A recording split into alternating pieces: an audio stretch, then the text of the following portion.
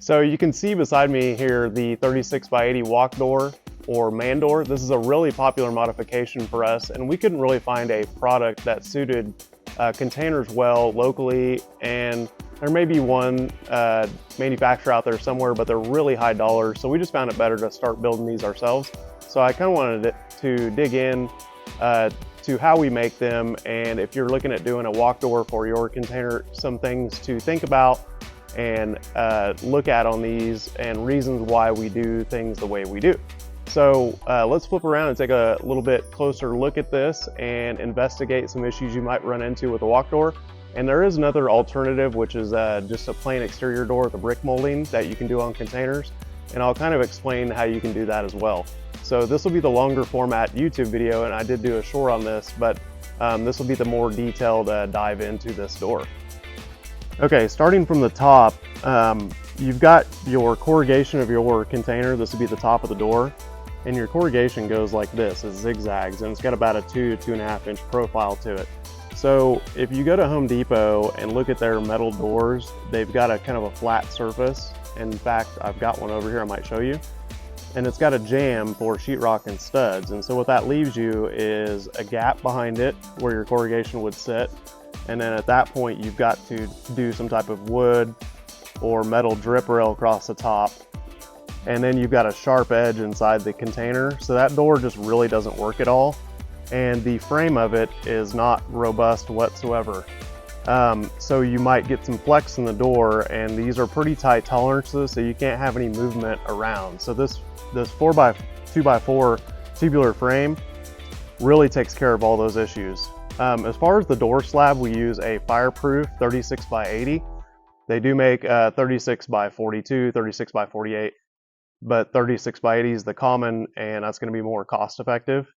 So we usually jig these up, and when we build these, we leave about 3/16 of a gap around. And for a door stopper, you can see here, we use that channel. You can use a tubular tube as well. The channel, we can get a little bit thicker, and it's a little bit more cost effective than using a rectangular tube. And then we're going to weld those joints. You can see here we've got all the corners welded. And so when you lay this up to the container, you just trace around the door, or you can measure either way, but leave about a 1/16 inch gap around, and then you can weld it, or you can stitch weld it and then seal around with like a Sikaflex. So as far as the hinges, we like to get the spring-loaded hinges that kind of close the door for you, and you can adjust those, but we weld the hinges direct to the frame. You can kind of see that here. That's the middle hinge, and these are heavy-duty commercial hinges.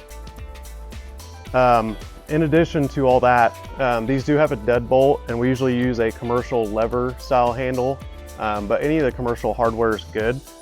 And obviously, after you install this, if you're going to ship the container, make sure the deadbolt is latched. If you don't have a deadbolt, make sure it's secured, because if it flies open, it's going to cause some damage.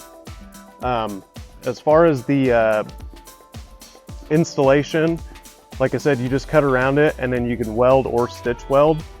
But basically, this is your door assembly here. Other than this, you could put a drip rail at the top or a door closer. So your other option would be an exterior door from like a Lowe's or a Home Depot. So I will discuss that a little bit further.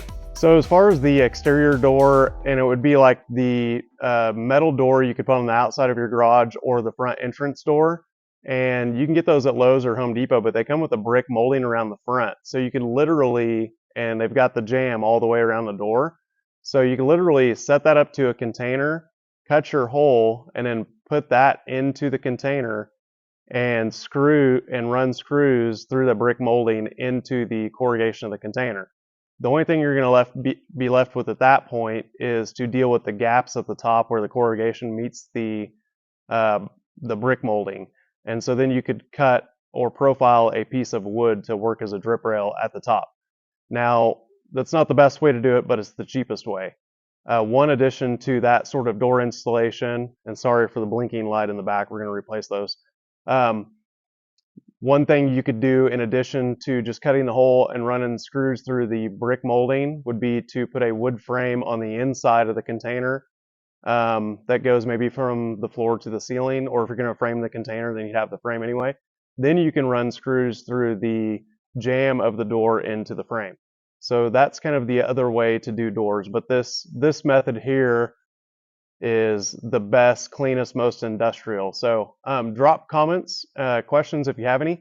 But that makes for a really nice door install. I'll try to post a couple of pictures of them installed all the way. So thanks for watching.